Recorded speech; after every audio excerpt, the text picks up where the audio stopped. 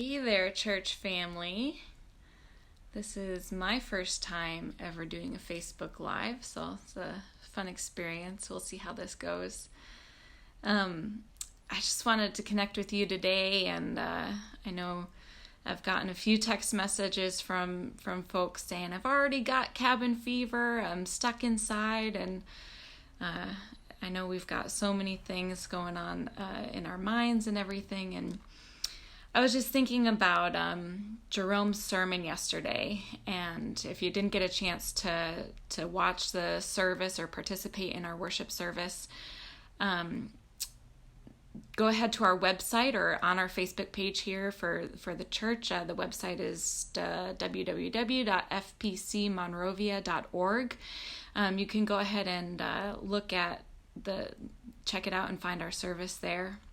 But in Jerome's sermon, he talked about this idea of practicing hope and how necessary it is for hope to be something that we practice, that it's not something that, you can just have one moment of hope and it stays with you forever. And especially in times like this, it's so easy to fall into despair. And he talked a bit about how social media and the news and everything in times like this are especially places where we practice despair, whether it's obvious or, to us that, this is what we're experiencing, but with all of the news sources that are, throwing out all kinds of, all of the things that, were being posted, all this information, all of these, doom and gloom kind of things that we're facing. And this isn't to say that it's not discouraging, because certainly there's a lot to take seriously here. But I want to encourage us as a church family to be practicing hope.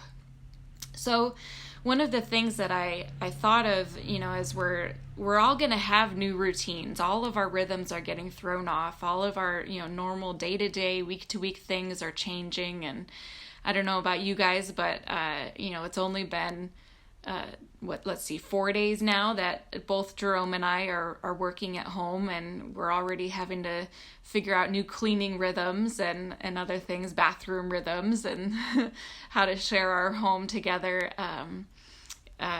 while we're both here 24/7 now. And there's all kinds of things that are going to change, but I want to encourage us to create rhythms of hope, create practices of hope.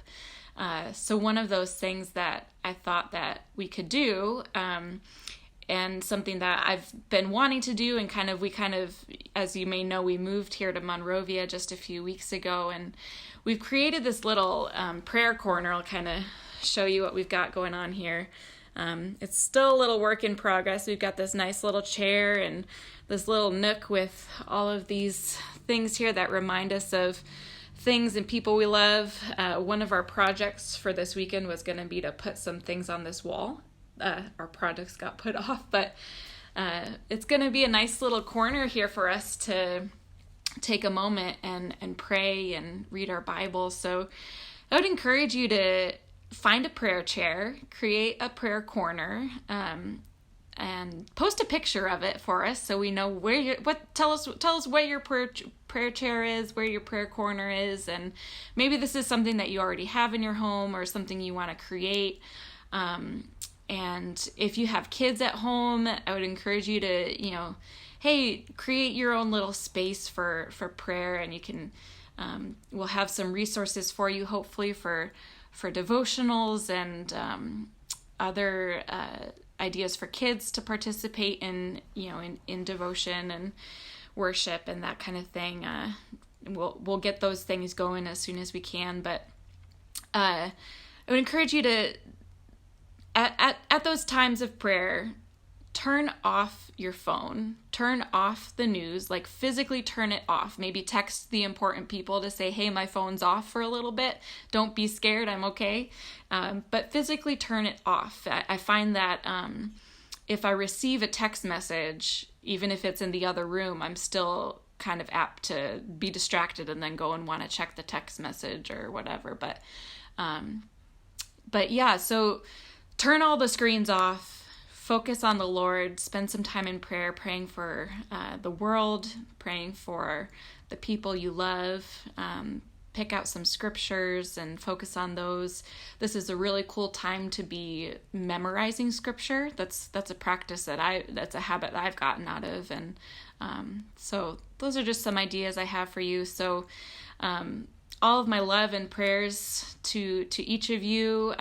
Post some pictures here. Show us what your prayer chair is, and maybe some other habits of hope that you might have for us that we can all be sharing together. So keep in touch, and we love you, and we'll see you soon.